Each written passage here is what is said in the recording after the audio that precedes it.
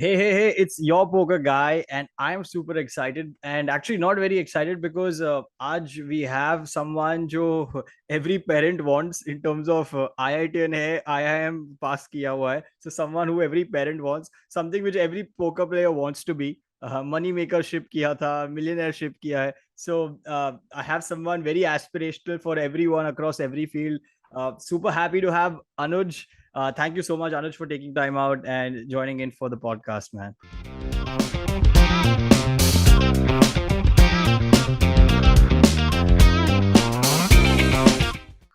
Cheers, bro. Cheers. I think I'm gonna just cut that clipping and send that to my mom. And moms are never happy with anything, and I think that's gonna give her a lot of happiness. Yeah. Yeah, because अभी आपने job नहीं लिया हुआ है ना high pay salary का, इसलिए they're not going to be happy. You're supposed to Yeah. not work on a startup, and in fact, if you are working on a startup, you're supposed to raise $500 million. Yeah. Or And else, and and I'm leaving. I left a high-paying job to actually start playing poker, so that was a bit of a bummer for her. So, but yeah, happy to be here. Glad to be here and having a conversation with you. awesome, man. So before we like we just discussed, and I think my first 3-4 questions are based around this only. What is with IITians and IIM people playing poker, man? Like, why do they play so much poker, and why are they so good at it? Like, of course, there are so many other players also who have this mixed background, and why are you guys so good at it, and how does that flow? I don't think is that generalization is fair. Acha. I know a lot of my friends who keep losing a lot, but I guess like the macro thing is it's a game of like math and kind of need to more like logical thinking, right? And then it has to do a bit with people too, so and your own emotions and all of that. So I think invariably competitions are very attractive for people who are kind of gone through this thing of because all they have done is win a competition, right? So I think that feels exciting for a lot of these people, and they are naturally inclined to reasoning and like logic and things like that. So I'm sure like a lot of people are inclined to it. Absolutely. But does it start somewhere in college only? कि IIT में या फिर IIM में were there like a lot of Yeah, I dudes mean playing poker? there was like a lot of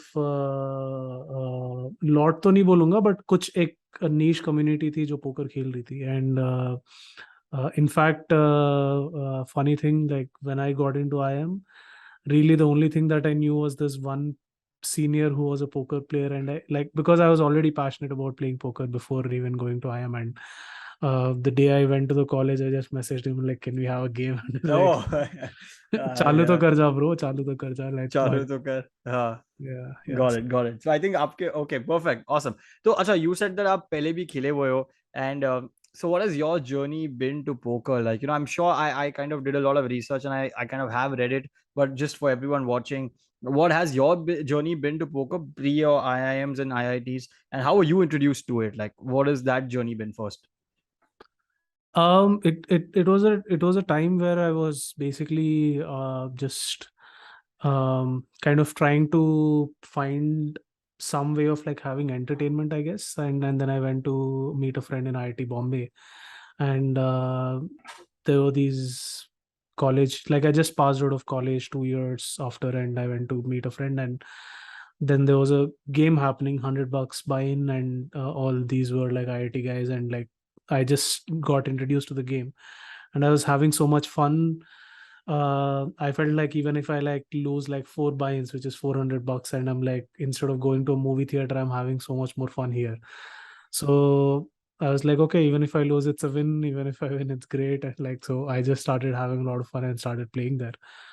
And then turns out I come back after a few months and then get to know one of them have gone to Goa and started playing there and like did well. And there was this senior who passed out and became a professional poker player, and so I got introduced, okay, these guys can go and win, I can surely go win, right? Like I was beating these guys. So The competitive nature again kicks in. yes, definitely. And so that's how I kind of Sure.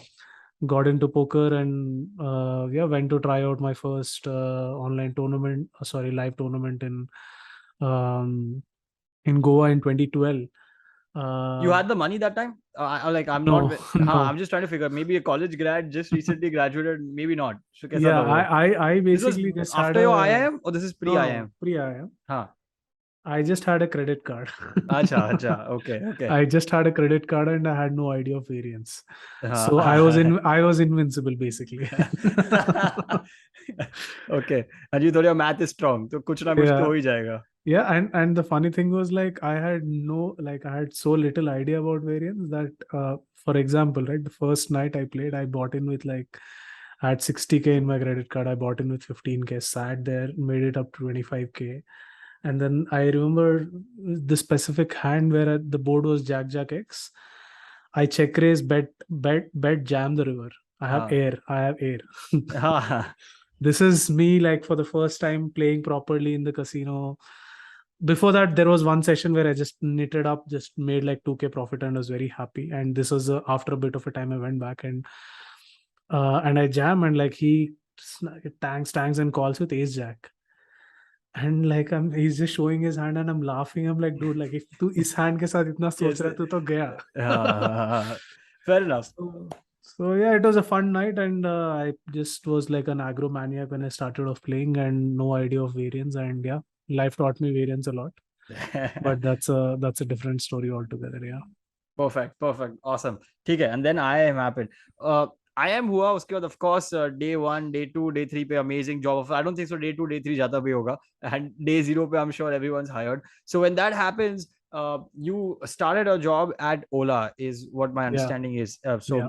again, a massive company to crack, and then I'm sure everything must be Ola at its prime that time. And then Yeah. so how was it? How was that when suddenly after working at Ola for a couple of years, you say कि अच्छा चल मुझे वापस poker खेलना है, and in that Ola journey was poker happening? Of course, it was happening simultaneously. So what was that entire period and to eventually deciding to quit?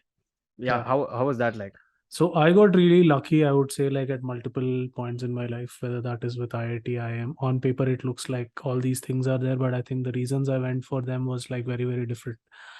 Can we dive into that? Yes. Can we? So Yeah. like, I mean, for IIT, it was just you know, it's a very funny thing. I was kind of wanted more say in my family, and they were like, "ज़्यादा ही बच्चा है, इसको ज़्यादा वो कुछ औकात नहीं दे रहे." And I'm like, "Okay, let me. This is what they want, right? So let me crack that and get that." And for IIM, it was literally like. I went to the interview and they had this one question paper of like, what are your career goals? And I really had no intent to kind of, was super inclined to go either. So I just wrote one line saying that to attain freedom and peace into this one page of an answer. And then I went into the interview and these guys, I was like, what is this? And then I just spoke about whatever, like this is what I want in life and not necessarily out of career or anything, and kind of got in there. And once I, even with Ola, basically I wasn't going for these interviews which or the presentations which I'm supposed to go, and my wingmates are like, why the fuck are you not going, why don't you go to one? And I at that time I didn't even have a smartphone. I was like off phone for a couple of years, so I was just like, let me respect my time, not keep a phone. And so I went to that presentation and I really liked it. Fuck, this is happening right now. And so I just was excited. I went into that interview, I got into Ola, and then I joined in. 40 odd people joined in Ola. I was super excited and I was like very actively participating and everything. And then I think first week itself, they picked up two guys to directly work with the CEO. I was lucky enough to be one of those guys who worked at this CEO's office in a massive company, just getting the vantage point for one and a half Wow. year. Bhavesh Agrawal. Yes. So that was like a really great experience for me to see, like, how when you have the resources and you have a direction, you can actually have an impact. Because like one random idea which I had, which was like, okay, see all these or like, taxi drivers. So at that point in time, I was working on the driver side of things, so driver onboarding. Uh, so where do you get distribution for these guys? And I had this random idea, why not we keep tab these chai tapris and hangout spots where they usually have our branding there, and kind of do BTL. And so this is one random idea that you have, and then you get to implement it and you get to see the results. And so having gone through that experience, I was like, dude, okay, this is what I want to do, this is what I want to do. And to have that leverage of like Seeing having impact so quick. yes, Yeah. yeah.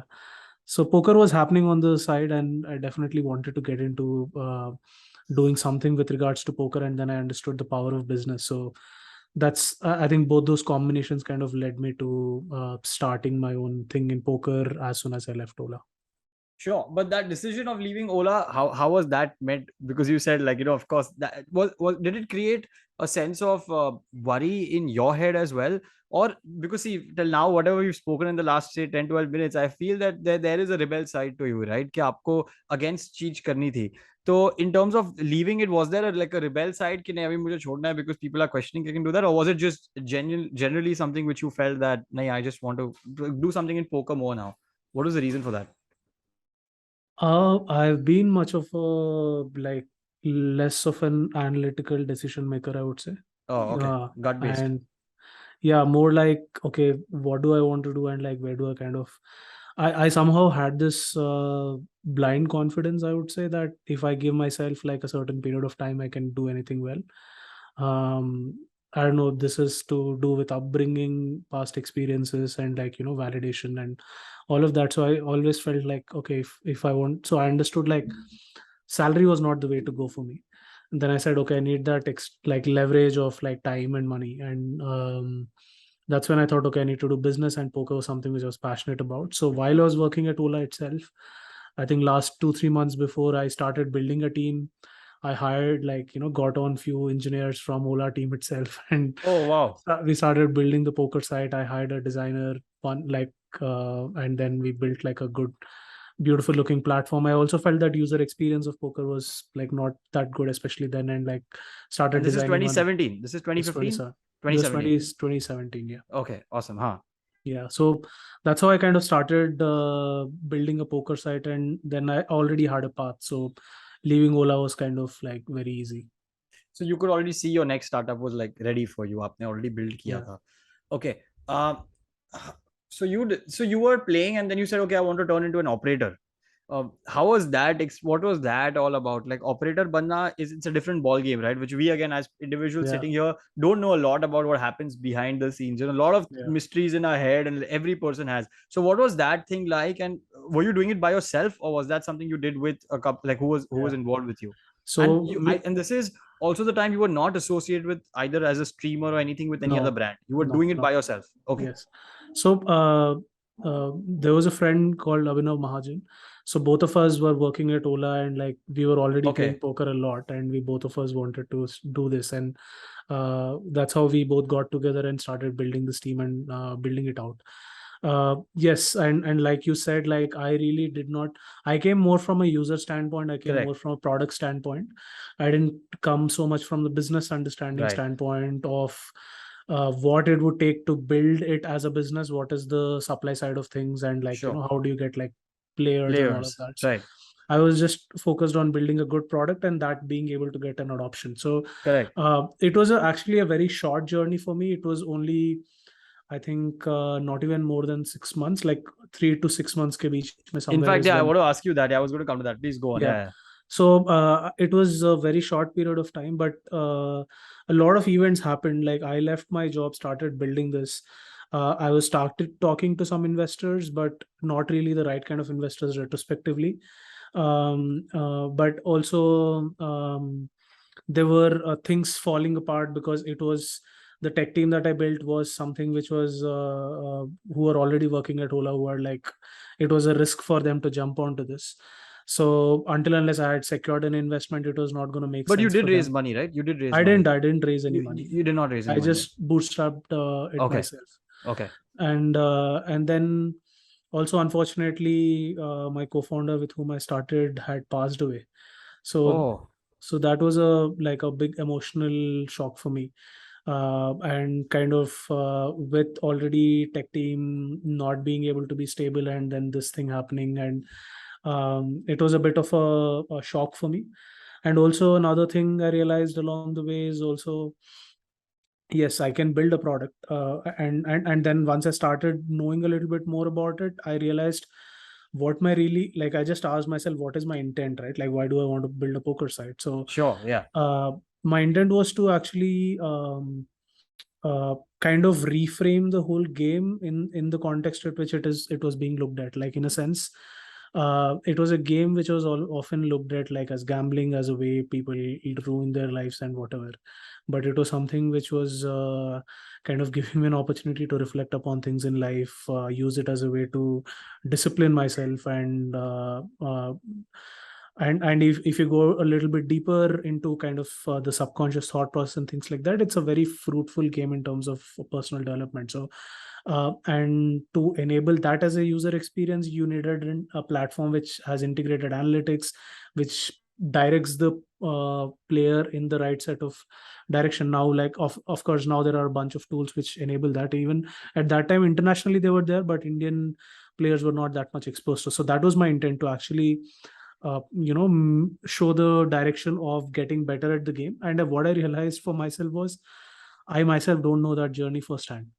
So that's where like that mindset switch happened, that like, do I want to be an operator? Do I want to get into these kinds of things, or do I want to actually help people get on this journey? And to get on that journey, what do I know about it? And then also me and Mahajan shared this dream of like really becoming good players, and like we realized we were like really bad players, and like we thought, okay, first and foremost we need to get good The at it. journey needs to be, yeah, we ourselves need to live that. Wow. But and also in that period you must have got an idea that okay, maybe if I the thought that I have can also be done by being spreading awareness rather than, so you can just do the marketing without having to be the operator, right? That is also something which you can kind of promote that game in that manner. Okay, so this came in, and what are some secrets of being an operator in the poker industry, that if there is anything that you would love to share? Is it like a very I have profitable no business? idea. I have no idea, man. Like I've never been an operator, and I also realized I don't want to be an operator.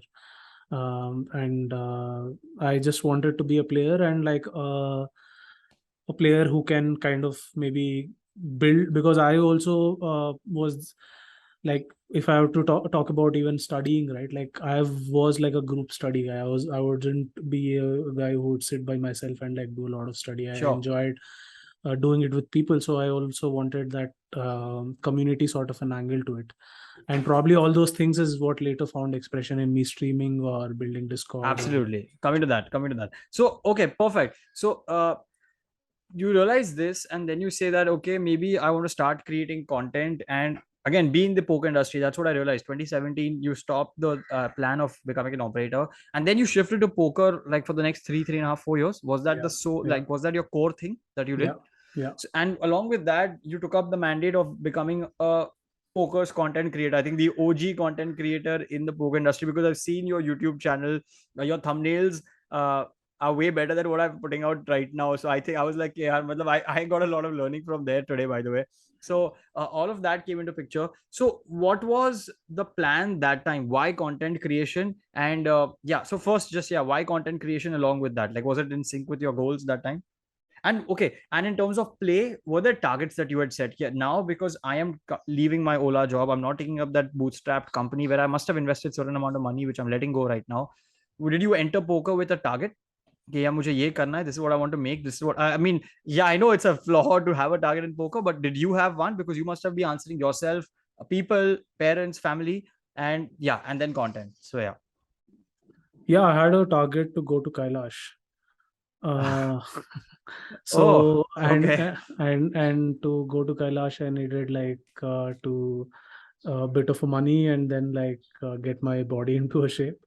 By the way, it didn't yet happen. I didn't yet go to Kailash, but that was my initial this thing, and Sure. I really didn't have like such goals. But what I had was, I mean, like I said, right, like I'm less of a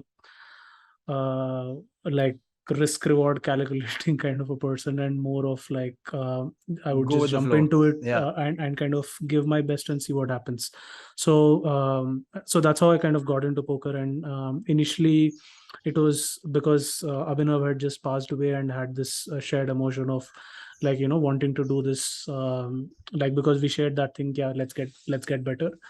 So that was really why my initial motivation. Sure. And I just told myself like, and this was the period when I won that millionaire and like high roller and few of these tournaments, and this was my first big wins. And I remember during that time when I was playing, I told myself there might be like many good players than me. I may not know the game so much, which I didn't honestly at that point in time. I was like, okay, I was probably not a losing player, maybe slightly winning player.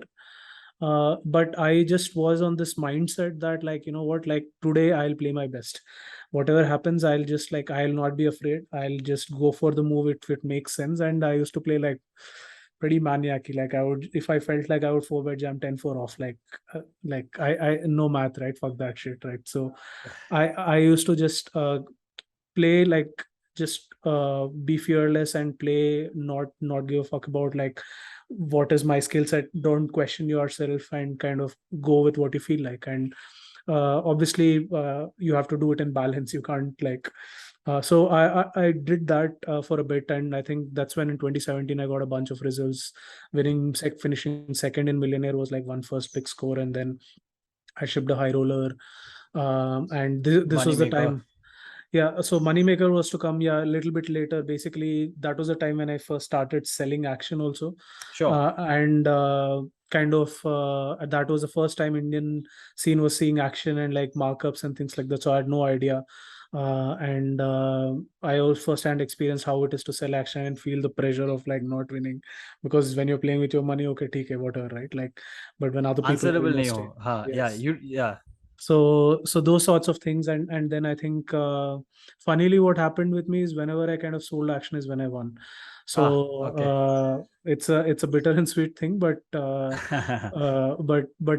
was a great experience. And then actually at that point in time I realized, um and then slowly, uh, I got an offer to get backed by people, and then I kind of took that backing deals. And somehow I just earlier on itself I realized, like, see, um, for one reason or another, I thought like taking backing is good for me.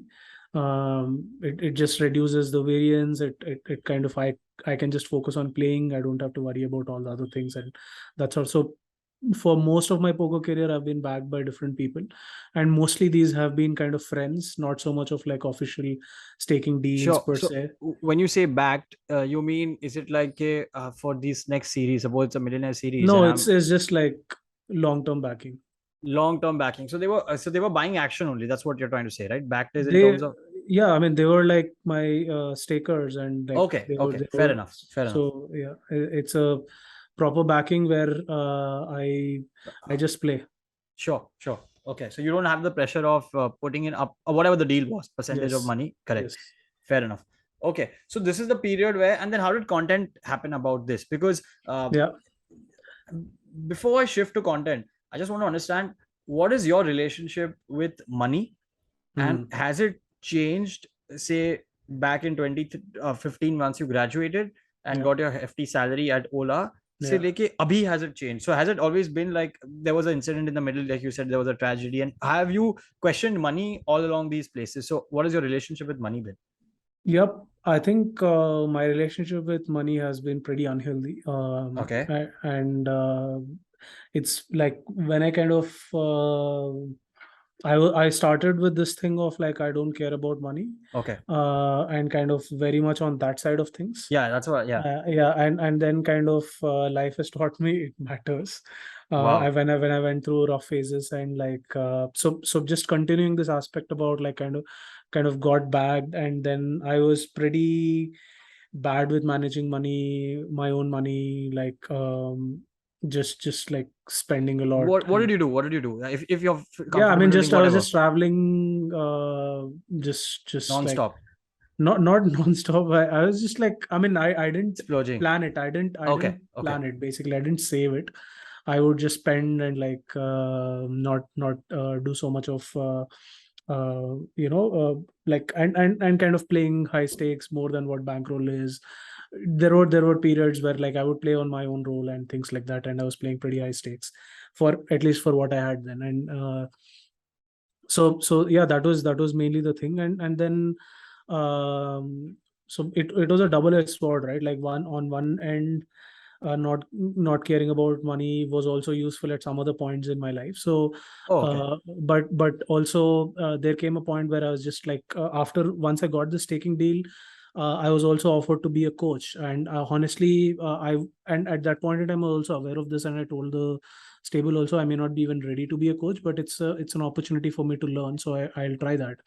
And for one or the other reason, people started dropping off, and mainly because they were primarily cash game players and exploring tournaments, and tournaments work in a very different math, right? So in the short term, it doesn't necessarily work out, so they were dropping off. And this again, like, emotionally hit me a bit. I started questioning myself, started playing pretty bad, losing, and then I was just like on a downhill, just continuously losing, playing pretty bad. And I just like, I couldn't get myself up to play because I know I'm playing so bad, and like, how will I But you play, never right? worked on mindset in this entire period. There was no mindset Yes, work because this is about yes, mindset, right? This is where yes, external factor is creating a yes, impact on your play. yes. So this is basically when I was just like going on this spiral and just like going down. And that's when I kind of discovered Nick Howard on YouTube. And he was just basically just talking about what's happening to me sitting somewhere in the world. I was like, dude, what the fuck? Like, How how do they can know? he, how does he know, right? So then I realized, okay, this happens. And then I decided, okay, now this is the guy who I want to get trained from. Sure. So and then I think at that point in time, I was with the current stable I was working, I was in like a lot of loss. I was down like 10 lakhs. And then this Nick Howard's coaching was starting in a week. And somehow I had this conversation with the stable owners, and they were also like pointing out and saying like, dude, like, you're not doing well, like, and that sort of a thing. And then I just felt like, so I was of this feeling that, dude, like, I'm going through so much, like, you have no idea, and you're not even having a conversation about this. And you have been experienced players too, might have seen this. I'm going for the Sure. first time, so why don't you guide me? Instead, you're putting me like this. So I said, like, this is not where I would want to be, at least right now. So I just decided that, and within 1 week, this thing was starting, and I think that week itself, I won 10 lakhs. Oh wow. And so so again, like, things like this have been very you know like Topsy like turvy. this Yeah, yeah, yeah. like this for me, like, it has always been like emotionally driven and just wanting to do things and just getting them done. So just that's when I went to Nick Howard, and I started coaching under him. I did that for about 8 months. I didn't do financially well there, but I like become much better mentally and my fundamental technical game wise. And his approach was like very fascinating. It was completely data driven, Wow. exploitative.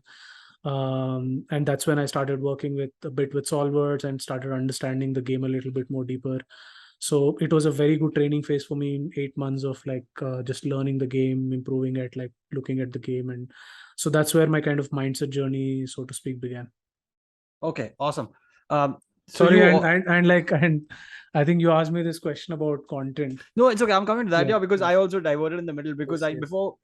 So you either make content because you have multiple reasons, right? Like you do it because I just started off because I'll be very honest. I wanted to create a community and then give out a lot of tickets to them, and so that I would get tickets in the middle and I could play for free. To be honest, Nice. that was the reason why I started in COVID. Because I'm like, those are rupees हमेशा कौन देगा, right? So that was my math behind it, and then it grew, and then there are a lot of opportunities that come with content creation.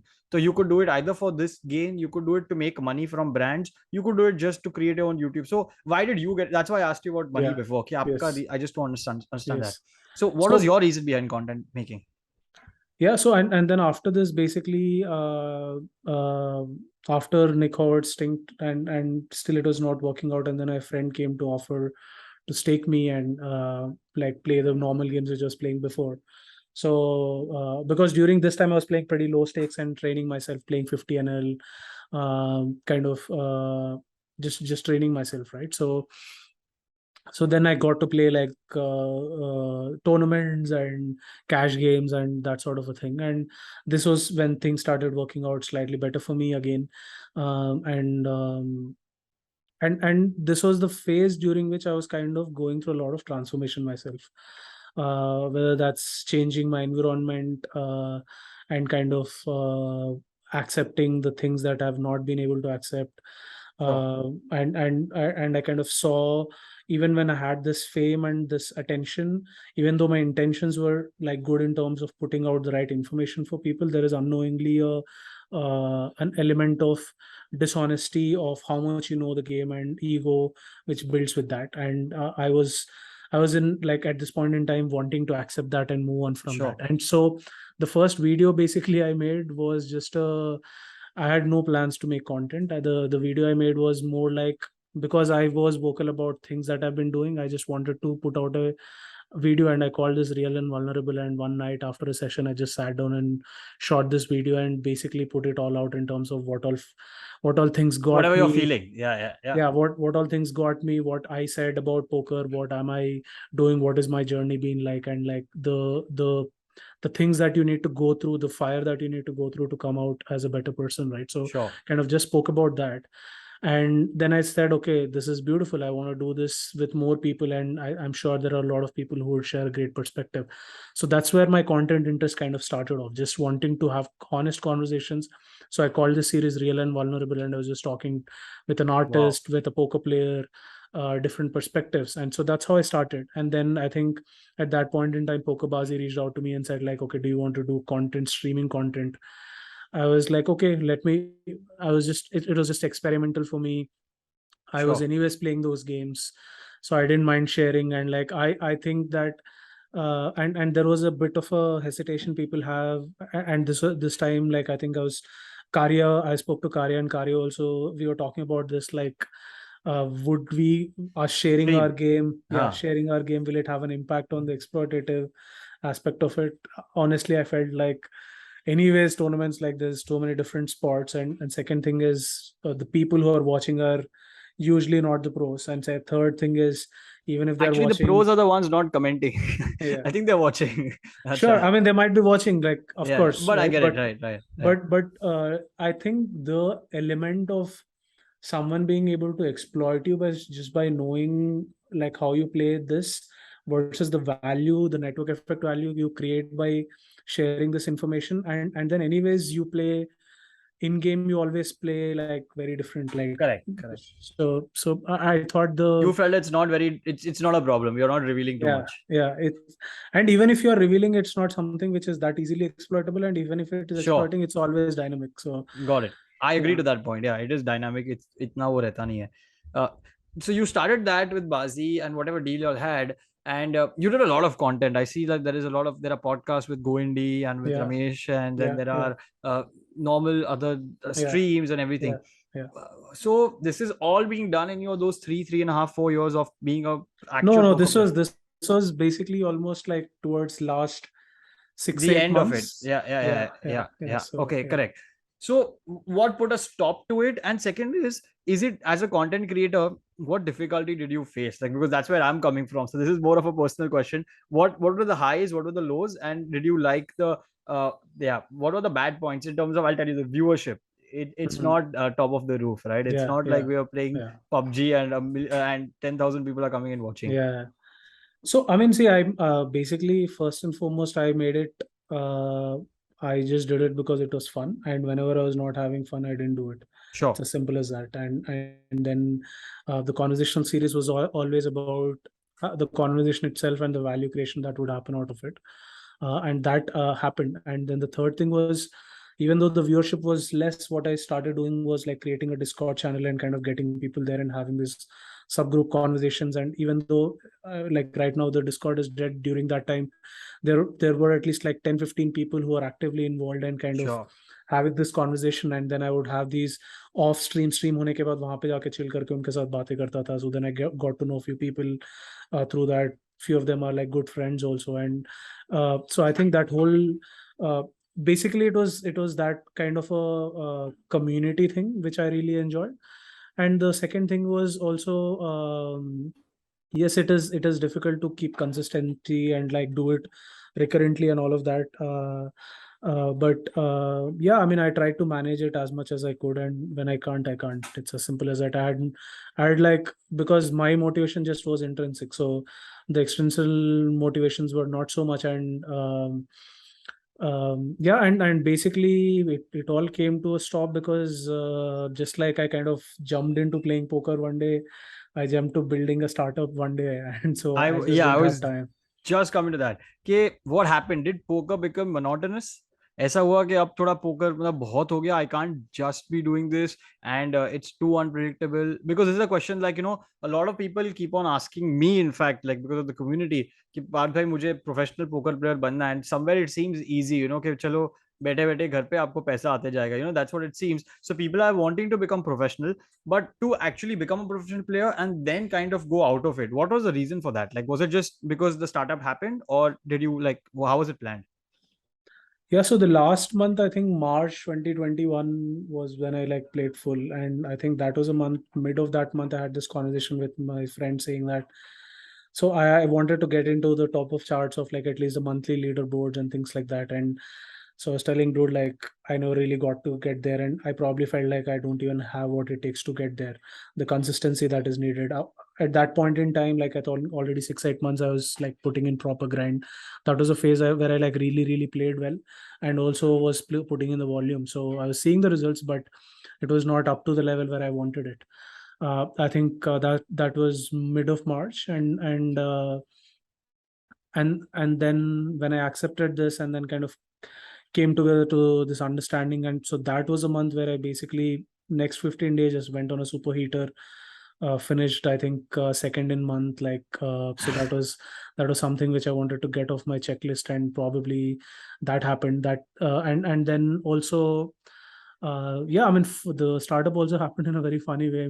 There was this one friend who I've known for over 10 years, and he was just contemplating shifting to Dubai and like working with a VC, and we're just talking, and then told me about this NFTs thing, and we just having this conversation. It's super exciting and exploratory, and like Sure. Gary Vee was talking about, like, this is the next big thing, and so I was excited, and just like we were on calls daily, like for 3, 4 hours talking about this, and then suddenly said like, okay, shall we start this? Like, do you Yeah. want to be my co-founder? And like, let's do this. And then and Those are the just best ways it starts, it's just that फट करके ऐसा लगता है कि चलो चालू कर दे. It always, it yeah, feels good. Yeah. yeah, and we just started, and like I think 3, 4 days later we put our LinkedIn page, and then we're getting inbounds from like some of the top VCs, like, and so I'm like, what is happening, right? ये So गलत है यार, ये आप लोग IIT and IIM लोगों के साथ ऐसा ही होता है. yeah, I mean, yeah, probably I'm like just that's kidding. I'm that's just no, no, kidding. it No, is it is that reason no. itself, right? Like I think they were also starting to look at the space then. Yeah, I Not think you that were at the right time. I mean, the time was Yes. pretty hot. Let's just, Yeah, yeah. yes, definitely. So I kind of felt, so like I said, there was this momentum that I saw that was building up in poker, and I just wanted to extend that to the next thing which I was doing, and hence I kind of just was continued to put all that energy towards the startup. Absolutely. Okay, so before we move to your startup, and what were your poker learnings that you used in your startup, or whatever, like, whatever what has been your actual this thing. One major learning you can say is money management. Example, I don't know. I'm just saying randomly. Mhm. Before that, for all the professional poker players out there today, like, जो अभी कर रहे हैं, जो maybe after 3 years they might feel like, यार, I don't want to. This is not like my main thing. I want to kind of move out into something different. Do you How should they get more stability, or yeah, if they're looking from the should they get into content creation, or should they coach, or is there a thing like that a poker player should, in your experience, like what you feel like, is there something like that a poker player should look at, or should he try get a deal from one of these sites for ambassador position or for streamer position? So is that needed, or you just focus on your game? And what I've seen is, whenever you've done something with vengeance कि आपको अभी खुन्नस है कि अभी ये करना ही है, तो सेकंड आ गए आप वो Mhm. चार्ट पे. So Yeah. yeah, I'm just keep मैं भूल गया, थोड़ा हिंदी में रखना था मुझे कॉन्वर्सेशन, बट या एनीवे, तो बट लाइक आप बताओ यार, व्हाट डू यू थिंक कि कैसा, मतलब क्या था? I mean, I have no suggestions honestly because it's sort of A personal thing. yeah, everyone's own journey, and if at all anything, going deep in one thing is obviously like way more leverage creating than kind of going wide. Um, Having said that, basically there are a lot of transferable skills also from poker to kind of other areas of life, whether that's investing or building startups. Building startups slightly a lot more to do with people and kind of making decisions, but a lot more to do with the work itself. But investing, probably there's a lot of good parallels, transferable skills. I think networking is a very important part. I feel the network that you end up building in poker is also pretty strong Okay. because you end up meeting from people from all areas of life. Like, I mean, I just went to for an investor meet in Dubai, and then I ended up meeting Tony G, and he invited me to a game. I didn't have the role to play this game, but obviously, if I had, right, like, then it's a great. Crazy network builder, absolutely, Yes. yeah. So I think that aspect of it is like super important, and see professional poker players, I definitely see them going deeper into the game itself and kind of building leverage from there instead of going wider, honestly. And for everyone, it's a different journey, right? There are obviously, if you are becoming a professional player, then there are different ways of building leverage, right? Like one is uh, going to high stakes is one kind of leverage. Building your reputation is another kind of leverage. Building a personal brand, obviously related to that, is a different leverage. And in that context, like brand deals or whatever, these sorts of things. And network is another leverage, right? Like you end up building network, and that might come off in you getting into some good investment deals with someone, or even if you ended up starting up or whatever, right? So I think there is definitely um, progress. A lot of progression actually happens from poker to investment. That's something which I've seen. इसका मतलब क्या? Investment, poker to investment मतलब as कि in? poker, like people who go up in like high stakes and like really start playing high stakes also become angel investors हाँ. and VCs and like fund managers and that sort of a thing also. So that's one That's progression because which of the I've network. Because of the yeah, network. because हाँ. of the network and your skill set that you end up building as a poker player too. So uh because you're able to find opportunities, kind of know, evaluate, and kind of bet, and I think that's a very good transferable skill. And Can I we think deep dive into this topic? Because क्या yes, कितनी बार कोई मुझे पूछता है ना कि poker skills क्या है, पोकर स्किल्स को आप लाइफ में कैसे यूज करते हो? Because a lot of people से कि पोकर स्किल्स है जो आप लाइफ में यूज कर सकते हो. Poker teachers you real value skills. Even Zerodha founder yeah. Nikhil Kamath talk, he is a good poker player, he talks a lot about it कि पोकर का एंड स्टॉक मार्केट का skills are use in life. What are they? If you have any 3 4 or 2 3 of them which you feel, which you can feel कि yeah Yeah, they I help. mean, I think first and foremost, like kind of structured thinking. Okay. That is something which is like going to be valid everywhere. And risk and like risk reward evaluation, reacting to variance, handling emotions, and kind of yeah, if you do well, money management too, right? And also the aspects about reading people, kind of evaluating, like, so there are multiple decisions that you make, right? Like what is a game to play, and then within that game what are the specific decisions that you make. So all of those things are like quite transferable. I think the most personally most valuable skill that I have kind of learned is just it gives you an opportunity to reflect. And I think if you get into that aspect of just a reflection, because it like every freelancing thing, you need to be your own boss when you're playing poker. But one additional thing is, here you're dealing with a lot of money, and every decision, like let's say for example, I'm a freelance designer and I don't do work today, or I do bad work today, it's going to have some impact. But in poker everything is scaled up because money is involved, and money fundamentally is like energy, right? So you have Sure. just put a leverage on like if you feel like there is a bad emotional feeling within you and you're playing high stakes, right? It tells you Correct. what is the cost of it.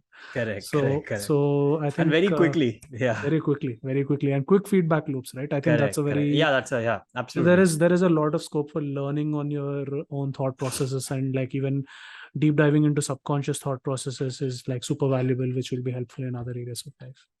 Wow, this is going to be a very nice short clip on what is exactly the value of poker real life skills. So yeah, let's come to your startup now. So after 3 4 years of poker, Anuj decides to start up, and it's called Wall. Yeah. And it's in the so if you can give us a brief about what it is, what are you trying to do, and what are the goals there? And after that, I also have how's the recent market affecting in terms of people behavior, etc. So if we can Yeah. investor behavior, people Yeah. behavior, the usage, everything. So yeah, if you can just Yeah. give us a I brief. think within the 1 year journey of Wall, what we are trying to do has changed quite a bit from where we started to where it is right now. Okay.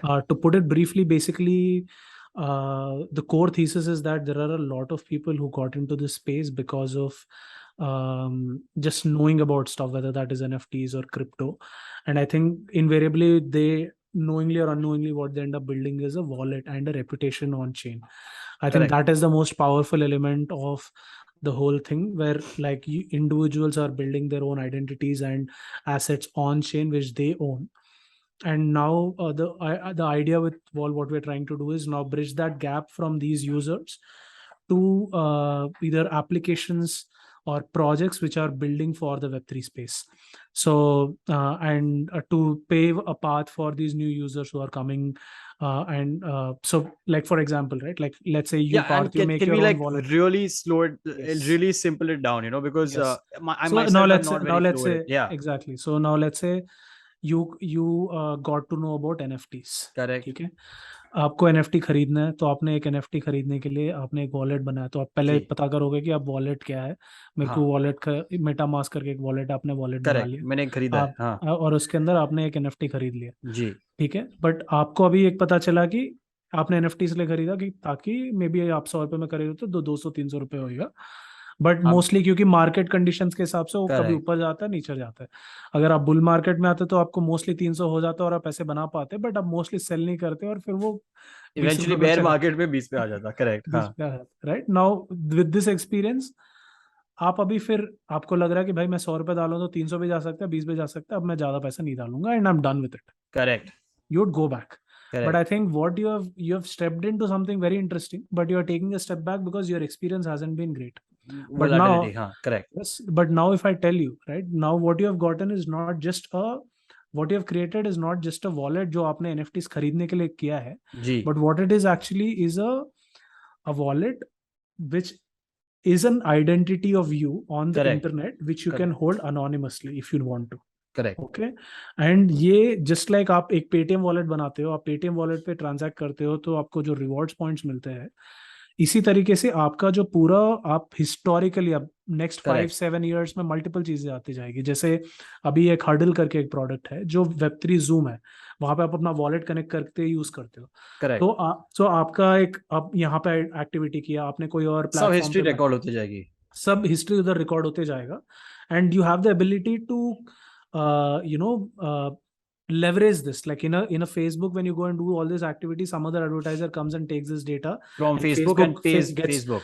but in this spot you have the ability to leverage this thing to get value to you, and that is exactly what we are working on, is to enable the user data and aggregating all of that information, and based on that creating different cohorts and presenting it to projects saying, okay, this guy is a first time trial user who has sure. done so and so NFT, and when this guy is spending value, that value is being generated and created to you.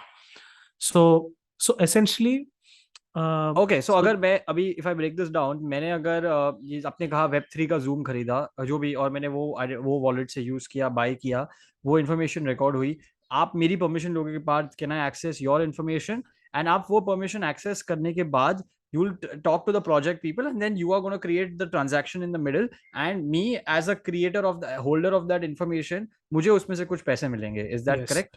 yes, so इसमें थोड़ा permission वाला aspect में ऐसा है कि the activities that you're doing, because they are on chain, it is open for everyone to pursue, see it, if you're doing on chain transactions, right? If oh, so, but if it's so like a then तो dApp, कोई भी use कर सकता है। if it's like a dApp, if हाँ, it's like हाँ, हाँ, if it's like an application, that information may not be public, but हाँ, if you're doing a transaction, that will be public. Now okay, what? So now the public information, exactly, anyone can use it, but the idea is to build a network. So unlike Web 2, Web 3 में आप इस चीज को ऐसा देखते हो कि Facebook क्या करता है कि मेरा प्लेटफॉर्म है, आप इधर आओ, इधर ही मैं एडवर्टाइजर को दिखाऊंगा। यहाँ करेक्ट। पे कैसा है कि ओपन इन्फॉर्मेशन है, आपको एक, आप एक मान लो उसको आप, स्ट्रक्चर कौन करेगा, उसको चैनलाइज एग्जैक्टली, कौन करेगा? या so you build an open network, right? हाँ, Which is basically these people can access this information, these people sure, get paid for that information. Correct, So essentially हम लोग अभी क्या बनाया कि the first thing that we built is basically a kind of wallet profiling. So you can हाँ, select, like a project can come, select a bunch of filters saying, I want to know wallets dated from this time to this time and who sure. has done these activities. We put out a bunch of these wallets. So the lot of filtering is Now, happening and profiling is happening. yes, and now what we are enabling is an NFT which these users can mint. So now let's say Parth goes and mints his own NFT. Now it basically identifies, yes, I have this information. All of this information is captured in this NFT, and using this NFT, the project which I want to give me value can communicate with me. Sure. So these are dynamic NFTs, जिसके ऊपर आप वो लोग आपको कुछ quest दे सकते हैं. अब I am a project, I'm like Huddle, and I want to say कि Parth is a guy who tried out NFTs. I want him to try out my product. I'm gonna give him $25 to try out my product. Sure. So that notification directly comes to you, and then like you get to try it out. And then once you go there and like you start using Huddle and like you want to level up to 3 4, we also enable that aspect, because we monitor these chain activities and we say okay, this guy is now Sure. reached level 2, level 3. So we're kind of building B2B infrastructure for kind of Absolutely. marketing Understood. stack. And then from the B2C side of things, basically what we're trying to create is an experience for these users to go from that zero journey to kind of exploring different projects. I have good clarity. I got a good clarity. But मेरे को एक question था, पूरा ये space का value इस पे था कि कोई मिडिल मैन नहीं होगा. समवेयर आप एक मिडिल मैन ही बन रहे हो ना, लेकिन So आप इसमें basically, मेरा कट लोगे कि नहीं लोगे वो. yeah. So what we end up building is a network, right? Like I said, what the difference between a middleman and a network is, Ethereum is a network Sure. where it is technically a middleman where I am transacting, the other user is saying he's enabling the transaction, Yeah. but it's a trustless network. Ji. There is no centralized entity which और is कोई आदमी नहीं है, कोई है नहीं, ऐसा organisation नहीं है. हाँ, yes. हाँ. So essentially right now at the stage that we're doing is obviously doing it a bit like a centralized, but the idea is we end up making this in an automated fashion through smart contract where you don't need to come ask me. Sure. There will be a protocol on which you can query, and then you'll get that information, and that network is enabled through a token, and all the different stakeholders in that token kind of get paid appropriately. Absolutely. ठीक है यार, अभी किसी guys जो भी देख रहे हो किसी को समझ में नहीं आया तो हिट मी अप, मैं थोड़ा तो बता पाऊंगा आपको. Okay, but one thing that I have is in now, so other transactions happening wallets में ऐसा information feed होते जा रहा है? Because why is someone like me who's sitting in a Mumbai example, we're not even talking about yet the tier 2 tier 3 cities, we are not using these the wallets as yet. So how do you see, what is the impact right now, and does that factor, the volatility has made everyone less redundant to use, not redundant but less open to use the wallets, and or there's just not enough applications to use the wallets as yet, like अपन जैसे Paytm कर रहे हैं, Google Pay कर रहे हैं. I think first two parts to it. One is there are still some fundamental issues to be solved in crypto, like as a technology itself, right? I think every other network you need to create a new wallet. There is no kind of like manage, and if you lose the keys, basically you lose the access to money. Sure. Like these are user experiences which are not going to be able to onboard a lot of people. Firstly, that, right? Correct. And there is like some fundamental issues of scalability and cost, and interportability of like let's say I bought an asset on Ethereum and I have a Solana wallet. These two are not able to talk to each other move that easily, right? So I think there are some fundamental technical issues.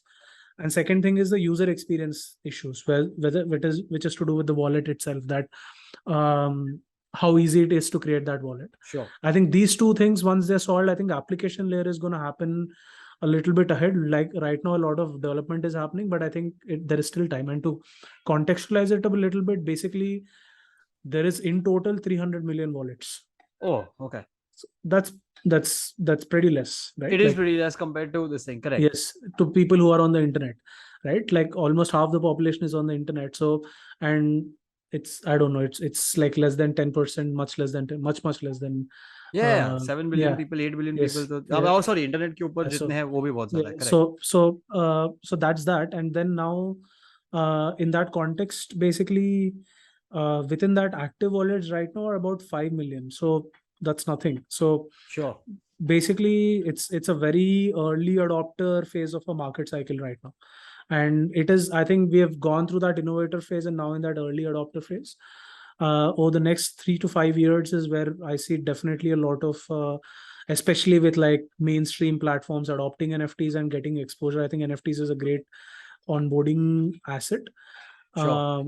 But post that, a lot of utility would come in, like Starbucks. So NFTs, again, like it's a big topic to talk about, but to briefly say, it's a digital asset which you can own. Correct. So that gives you like मेरा gold club का membership card जो मैं घूमते रहता हूँ, वो मेरे को एक वॉलेट में रह सकता है, जो और मेरा एक आईडी है, मैं कोई भी दिखा सकता हूँ, ये मेरा आईडी मैं प्रूव कर सकता हूँ, तो I can always prove that I have this membership. and those guys can give me rewards based on how am I doing and all of that. Sure. So there are these use cases of NFTs which are gonna get more adopted, and I think through that onboarding would happen. And then while parallelly also these user experience issues are gonna get sorted. Perfect. Got it. Good understanding. Thank you. Acha. So I think we are pretty much there. Abhi, like, so I discussed, okay, you've raised money from a few people, and this thing is the current market scenario a kind of a barrier in your space or not? Like, is just crypto ka jo bhi market hai, and you've seen Bitcoin Yeah, come I down mean, to like 20. one year ago, what you could kind of the entry barriers was much lesser. Right now, it's pretty high in for the companies that are in the market. Like even for us right now, when we need to kind of uh, do our next raise, and sort of the metrics that were being looked at 6 months down the line to what it is right now is very different. Also, the macroeconomic conditions have also play a big role in it, not just the crypto market, but Sure. I think there is like a talk around recession, like massive recession going to happen, and sort of I mean, there is there has been a lot of money being printed, and there was a trickle down effect of that whole coming into the crypto market itself. Crypto market in the bigger picture is like 1 trillion right now. At a peak it was 2.8 trillion. Correct. In the big picture it's nothing, right? So but still, um, it's a hugely thriving ecosystem. So there is a bit of a hedge angle to it, but I think still it is largely macro market correlated. So बहुत ज़्यादा impact भी रहेगा macro market conditions का इस space पे भी. As far as the price action and all of that is there, in the long run bullish, in the short term bearish, or sideways mostly, not even that much bearish because we've kind of took a lot of hit already. Covered the, yeah, we've already been at the bear for, I think, the low Yeah, point. but yeah, I mean, it's yeah, not any financial advice, but I think the next 1 2 years, 1 year at least, is going to be a good time to accumulate average accumulation. Like never suggest to buy once, but just like keep buying. And also, honestly, bear market is when like wealth is built, because you end up finding really good projects at like a discount sale, and Sure. actually finding really good upcoming projects too. So Awesome. We've it's been about an hour now, so it's been very nice talking. I'll come to the last part of this section. Okay, then we can go on for long, but we'll do this last part, which is just discussing future में क्या क्या हो सकता है. We'll come back to थोड़ा poker and the yes. future of poker. You know, it'll be fun to do that. So metaverse is something बहुत ज़्यादा take off किया है. Metaverse है ये, in terms of different metaverses exist, and Facebook's very big on it. And this thing. So how about, and I was talking to someone right now before this, there are startup in the Web3 metaverse, I mean the Web3 space, and they wanted to do something around a metaverse for poker. So how is that concept, metaverse into poker, and does metaverse में खेलना bring in the elements of online as well as offline poker? Metaverse में poker होने में क्या ऐसा होगा कि आप वो facial reads भी ले पाओगे online खेलते हुए? Is there like a concept there? What is your take on metaverse into poker? So there is like 2 3 different kind of forefront innovations that's happening that can come in very really well together. One is AI and like ML and like kind of and then there is the, I think in terms of 3D worlds, 3 years ago itself, Unreal Engine was like there. But so visual technology is here. AIML is kind of like going like we know what's Perfect. been happening with like Correct. Mid Journey and kind of DALI and all that. And but crypto technology as such is here, Huh. right? So but metaverse as such need not be even linked to blockchain, honestly, Correct. right? Like Correct. so but virtual experiences in which we're going to interact and do that, the fundamental barrier is hardware.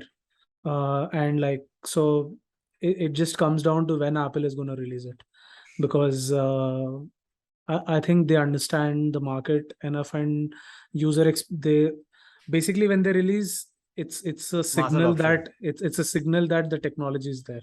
arrived. So the moment we're going to have like, I think the second version of iPhone, like whatever eyeglasses what are they going to call it, but I think that is going to be the biggest this thing in terms of the virtual experiences itself. I think technology wise we are there in terms of applications building it out, because now imagine, right, even if I build it for like PC and like all of that, right now you still have to interact with keyboard. That's not going to be, Sure. you need the Oculus, so that needs to be built for the hardware platform. So I think hardware comes, then the platform comes, applications built on that platform.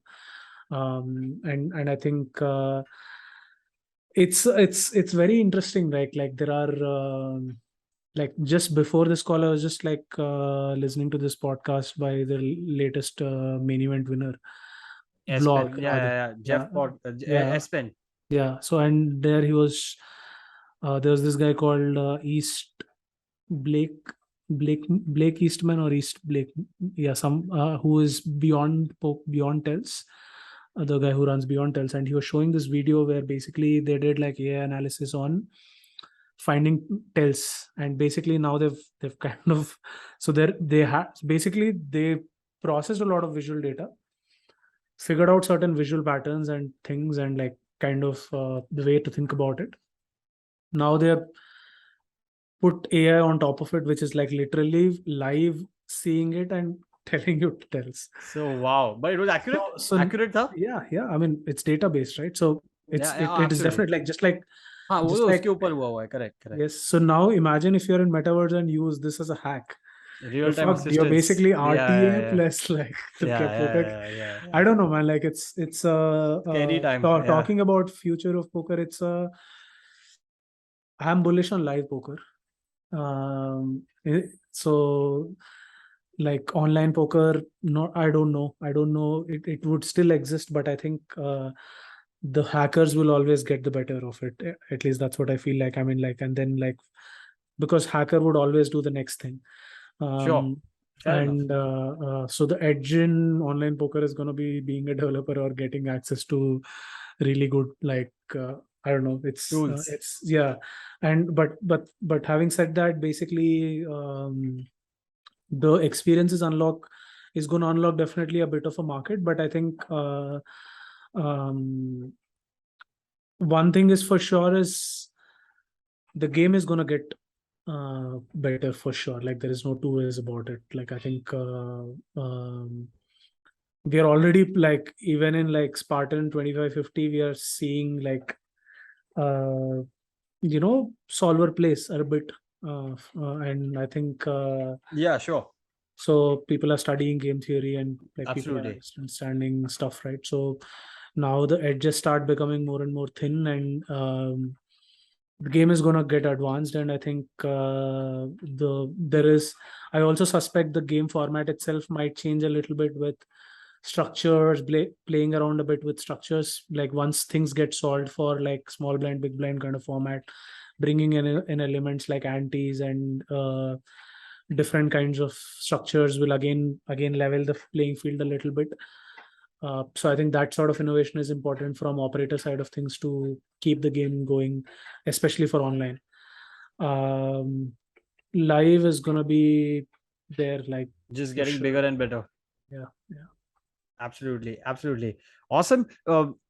Just before we go, how about a tournament for all founders? Like I know something which I had in mind. Imagine all founders and all top management and all VCs come together for a poker tournament. Would that be crazy? Yeah, that'll be lovely, man. I think it will be a Good great networking opportunity as experience. well. Yeah, it'll be a great experience for everyone involved, and I think there's definitely. I mean, like if Ready you to kind ship of, it, basically. yes, yeah. No, if you what I was gonna say is basically if you need any help in terms of like actually thinking and manifesting it and I kind am. of coordinating, so I'm happy to coordinate and kind of do whatever is needed from that step. Absolutely.